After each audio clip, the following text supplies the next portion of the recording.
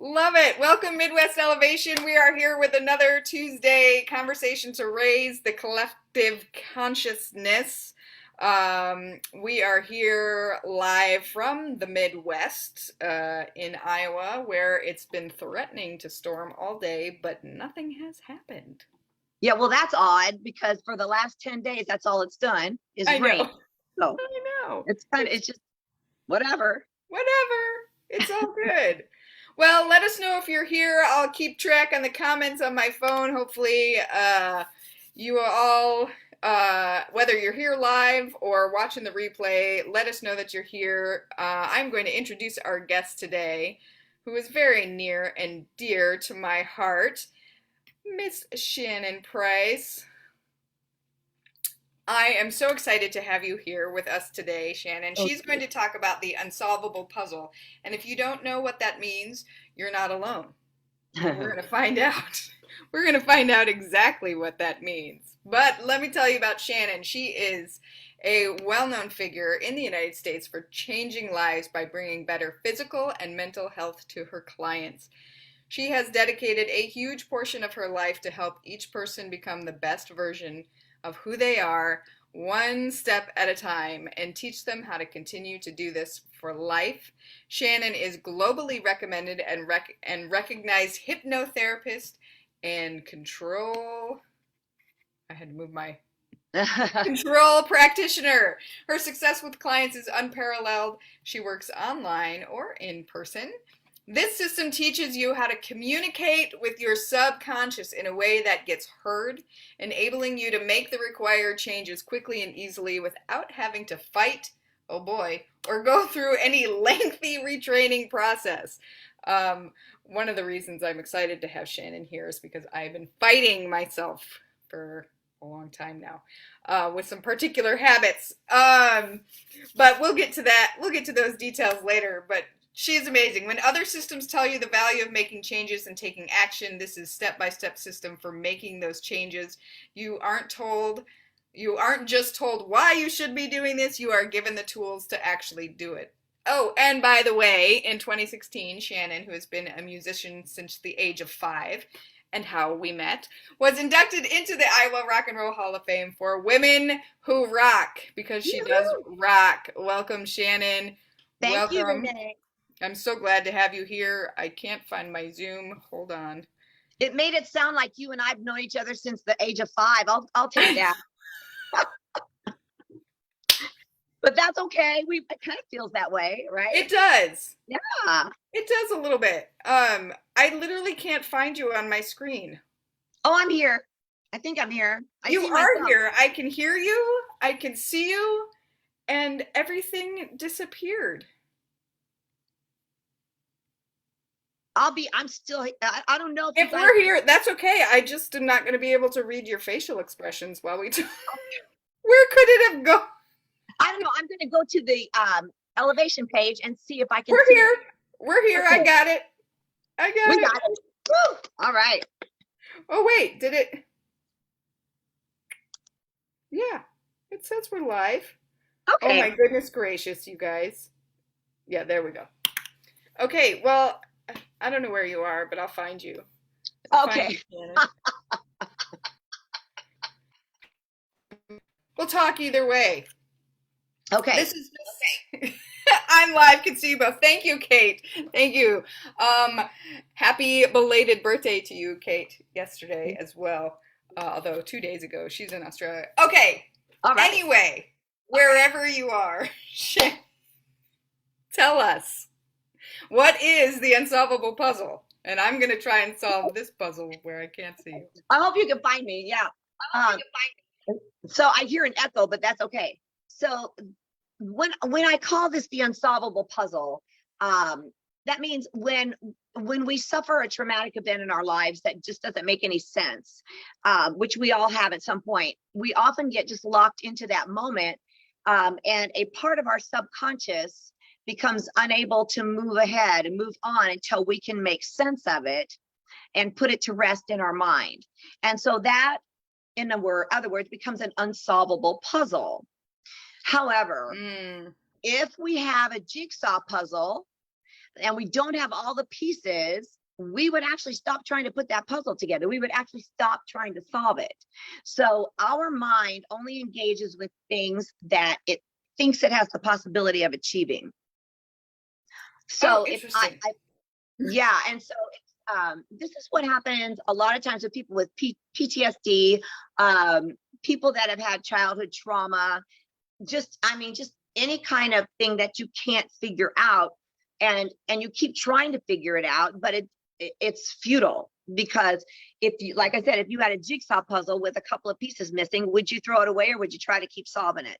You probably throw it away, right? Right, right.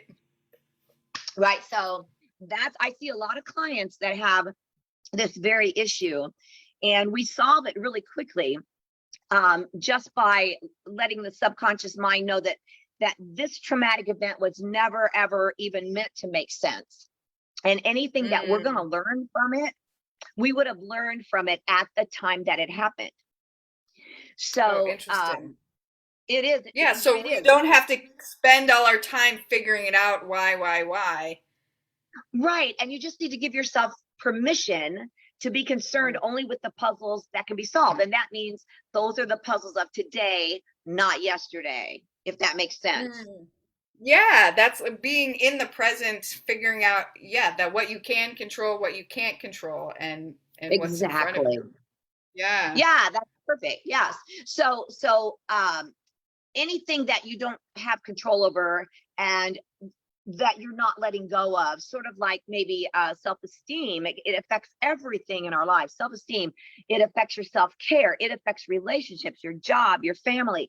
I have some clients that have this issue, and they can't even get out of bed in the morning and leave their house, because they are so consumed with, why did this happen when I was a child? What did I do? Why did this? Well, you were a kid, you didn't do anything. It just Right. happened to you. It just happened. And unfortunately, you were there, you know? Yeah. So your subconscious can't figure it out. You can't figure it out. So what we do is we stop trying. There's no sense in figuring it out. You can't fully process it, so it sits there unsolved. Mm. Does that make sense? Yeah, that makes total sense. Yeah. So, due to the unpredictable nature of whatever it is that happened, the incident that happened, we were probably just too young. Just, Right. even if it's as an adult, it's just unpredictable, and you're not going to understand it. And it's really nothing you did. Hmm. So, you can't really work out how to solve it and how to stay safe from it, because Mm. you're actually already safe from it because you're not there anymore. Yeah. So we got to file it away under that. File it away under that just doesn't make sense, right? Just file it away. The things we will never know, and so why are we wasting our time on it? Yeah. Yes, exactly. Exactly. And it's really easy to feel stuck. And I always call my practice is called the mind mechanic, but I practice the art of becoming unstuck. There's an Mm. art to becoming unstuck. We all get stuck at some point in our lives. Yes. And And sometimes anxiety, multiple times. multiple times, exactly, exactly. And anxiety can be a complex emotion. And anxiety is, it's not a disease. Anxiety is not an illness. You are not broken. You don't need to be fixed. Mm. um, Anxiety is an emotion. And some people that have really high anxiety levels, those are the people that scan themselves every day. They'll get up in the morning, whatever it is, they're going to scan themselves for that anxiety that they felt yesterday. Well, yeah, they're going to find it because they're looking for it, right? But it's Yeah. really not there. It's not there until you're looking for it. Um, Mm. and you're so used to feeling that way that you just do it. You just do it. Um, Yeah. and That's so, so interesting because I do feel, and sorry for interrupting, but no, go ahead. as somebody, who does feel high anxiety on a very regular basis, but understand. I was just thinking the other day, like, what was my life like before? Yeah, Like, seriously. I wake up and it is a habit. I'm not discounting my feelings. I'm not trivializing it. It's certainly an experience that Yes. occurs, but it does. Like, this is my way of life. This is who I am. I'm this person with anxiety, yada yada yada. But like, then I think about, well, there's times in my life where I didn't feel this way every day when I woke up, or Right. so what was that like? What's the difference? Well, one of the differences is your subconscious, and the reason that the way I practice is so successful is because I work directly with your subconscious, which Mm, people think, how do you do that? Well, come see me and I'll tell you how I do that. But exactly. it's your subconscious is doing hundreds and hundreds of things 24/7. You have hundreds of little bits of your subconscious. They have a job to do. They're doing it all around the clock, right? So the subconscious will only do what they believe is the truth.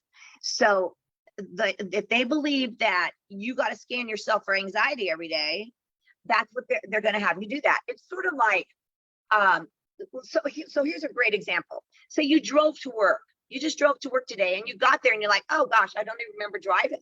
I don't remember stopping at that stop sign on Kirkwood, whatever, right? Yeah, So yeah. you drive to work and you're there already and you're like, oh wow, I'm already here, so your subconscious is that's the truth. That's the way you go to work every day, right? Mm-hmm. So one day Renee's feeling just fine if something happened to make her not feel so fine. And her subconscious, if you're the captain of your ship, you've gone through this with me before.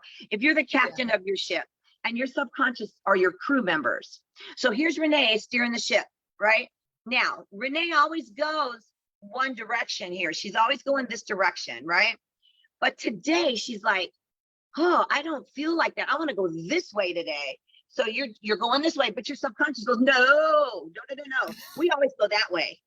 That's Okay. the You're truth. like, no, this is the way I row.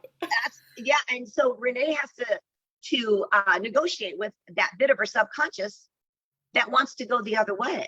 And she wants to Mm, say, look, this is not how I'm going to go today. I'm going to change now. I'd like you to change what you're doing so I can feel better about what I'm doing. And that's my new truth. And your subconscious, and this sounds really like, yeah, there's little guys in there, but if you imagine this, that there are bits of your subconscious doing stuff round the clock. You were subconscious dominant as a child, you're not as an adult. So my mm, goal is to get you there again. But as long as you negotiate that change with your subconscious, they only want to do what makes you happy. Your subconscious only wants what the truth is and what makes you happy. But if something is old and it's not the truth anymore, you've got to tell them that. You've got to say, who's the guy in charge of this? mm. There you are. I want you to change this. This is outdated. It doesn't work anymore. So I want this change to happen. It's all about patterns of behavior. So it's a pattern of behavior you have as opposed to a pattern of behavior that you want. And Ooh. a lot of my clients I'll tell them to give me a sentence that says, what's the pattern of behavior you have? So for instance, I'm just going to use emotional eating because we all do that. So hands are up, right? So the pattern of behavior that you have is that I come home from work and the first thing I do is grab that bag of chips and sit down and eat the bag of chips. The pattern of behavior I want is I don't want to eat that. I don't want to do that anymore. Okay, so that's not a positive statement, right? So the positive statement that we need to give, the precise statement to the subconscious is, I do not eat unconsciously. I am in control of everything that goes into my mouth. And Mm, so your subconscious goes, okay, I can do that for you. And if they can't, then there's always clients that we deal with barriers, right? Obstacles and barriers. And we need to look for a way to remove the barriers of that particular belief that are in the way. So that might be a challenge, but we always can do it. I've never, there's only been one person that I've had in all of my 60 or so clients that I couldn't work with because she was on psychotic drugs because she was having psychosomatic problems, and she was a very psychotic person. And she decided to go off of her drugs. Well, I didn't know this when she came to me as a client. And when she came to me as a client, she was all over the place. And I said, well, let's just talk about this. Let's do a consultation. And we did. And she was still kind of all over the place. And she was sitting in her chair, sort of in the fetal position. She said, I want to come back for the first work session. I said, that's fine, but make sure your doctor knows that you took yourself off.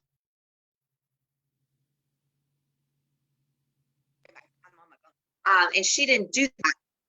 So she came back and it was like a whole nother person that had come back to see me. So I could not work with her, and I wasn't going to try to help her because that's not what I do. Right. I don't prescribe drugs So that was the one person that I really couldn't work with. So it was very different. And any barriers that she might have had were not going to be solved through anything. Through anything we do. Right. Yeah. So, I mean, we don't pretend to be medical doctors, and right. Healing work takes all different forms and modalities, and is definitely individual. I love that you offer that consultation though, so you get to know if it's a right fit for right and for you. Yeah, exactly. Because like I said, the good news is that when by the time people get into a room with me or on a Zoom with me, there's always a part of them that has already acknowledged and entertained the possibility of changes that otherwise wouldn't be there. So my job is to simply spread that message to the other parts of the subconscious.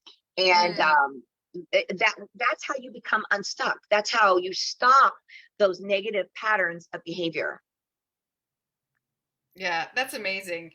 You make it sound so easy, and I know it is in a sense of, how I've watched you over the years, working with your clients in many ways. I mean, both, with physical health and dietary health, and now as this mind mechanic that you've been doing for a few years now. I mean, it's just amazing to see the changes that people can really make. Yes.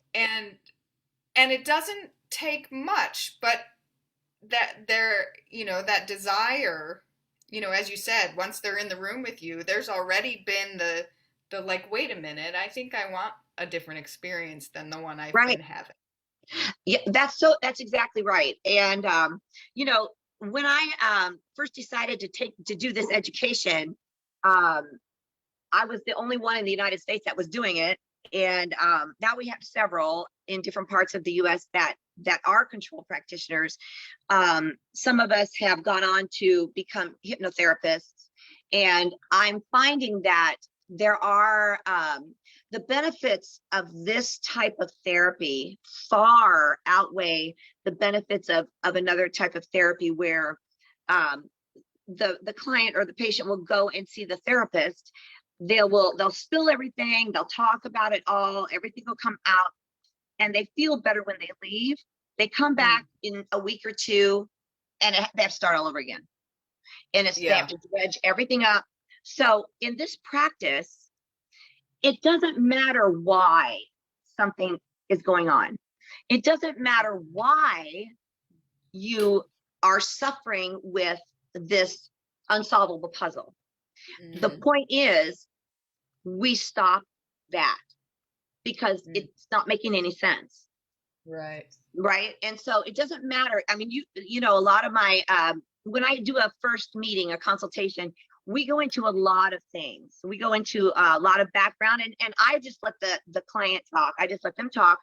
I make a lot of notes, and they'll tell me what, what's going on and their background and where this came from. And by the time we get to the next week on our first work session, the whole point is, it doesn't matter why you bite your nails, right? It doesn't matter. It's just that you don't do that anymore. You just don't do it anymore. And it doesn't matter if you started doing that because you were a child and you saw a car accident or whatever. It's just that you don't do it anymore. And it's 100% successful for 99% of the people. Right. Yeah, we need to talk. Yeah. Anytime. I'm ready. I know. You're always ready and willing to be there for me. I am always. Here's what I tell people. You're doing better than you think you are, right? People are very hard on themselves.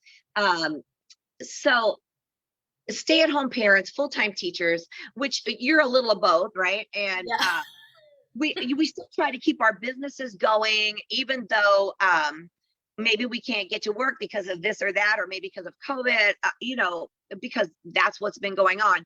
And the message is just that you just keep going, and you're being asked to achieve the impossible, or you're being asked to live a life that's sort of foreign to you.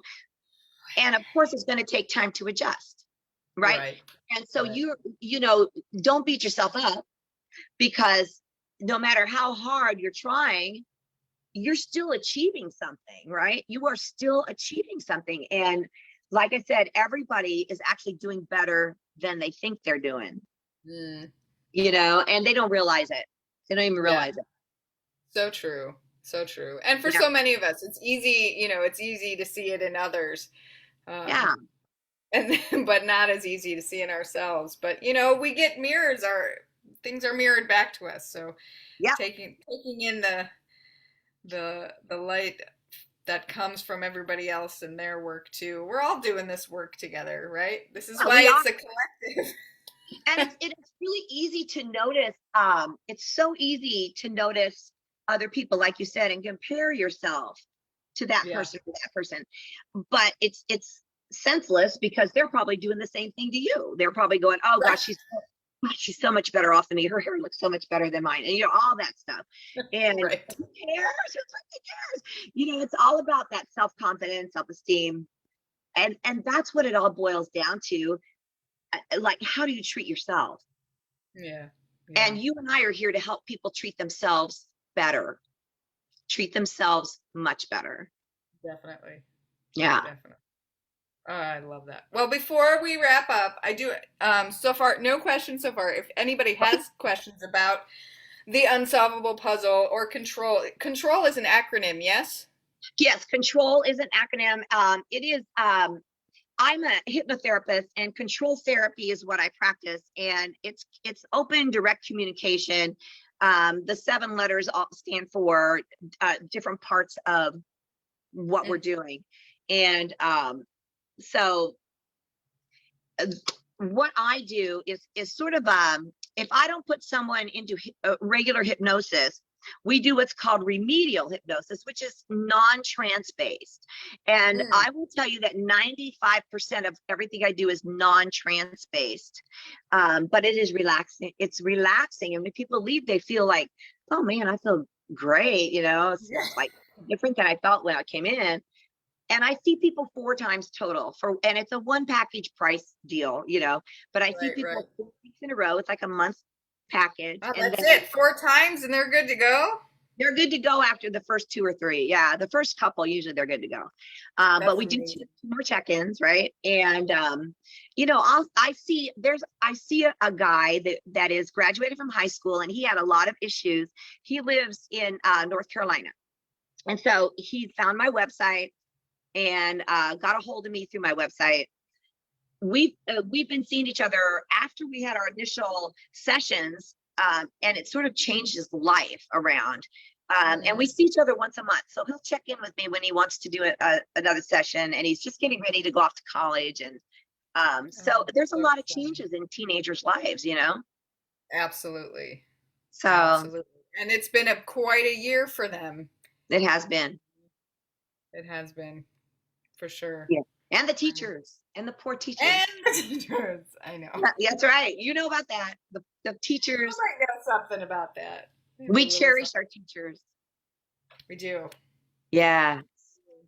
Okay, so one last thing. I know I'm a part of one of your Facebook groups where you do a lot of, motivational posts. You have a really great community that really just thrives on learning more about this kind of thing and really living their best lives. So I want to make sure that our folks watching and or listening know where to find you. Right. That group is called Shannon's Ageless Fitness, the Community, because I do have another page called Shannon's Ageless Fitness. But if you type in Shannon's Ageless Fitness, the Community, that's the group page. Just request to join that page and I'll let you in. There's just a couple of questions to answer before you come in, and that's all. Cool. Just to keep and I'll make sure I'll put the link down in the comments after thank you. After we're done here, so people can find it. I just love it. I mean, you're so vibrant, and I just adore you, and I'm so inspired by you and your brilliance and your light and your talent. Shannon and I met as she was coaching. And I think Dan Maskell was watching too. We made a band. Weekend Warriors, and we were like, what are we doing? And Shannon came in and coached us on how to be a better band. It was great. And you still play, and they're called, tell them what you called. Well, so that band is Extra Credit Project. Right. But now you're so it's a bunch of teachers and a banker. Yeah. COVID hit and nobody plays anywhere, but maybe we'll have to reunite after this. You should. I know it. We just call you the teacher band. The teacher band. Extra Credit Project, the teacher band. I know. It was so much fun. So much fun. That was way fun. So, and I hope you guys do that again. Yeah, for sure. Yeah. So uplifting. I mean, music is medicine, It is. It's a beautiful thing. It's a beautiful thing. It is. Well, thank you so much for being here today. Thank you for letting us know about the unsolvable puzzle and that we don't need to hold on to it and keep asking it, why? We can just... Because it doesn't matter why.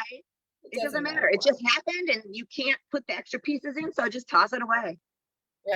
Right. Be in the present. I've got a podcast on that subject, and I've got several podcasts, and I can put a link for that up if you like. Oh, yeah, that'd be great. And they're all different. So, yeah, Renee, thank you so much for having me on. This is fun. I love you very much. You're just a wonderful person, inside and out, just beautiful.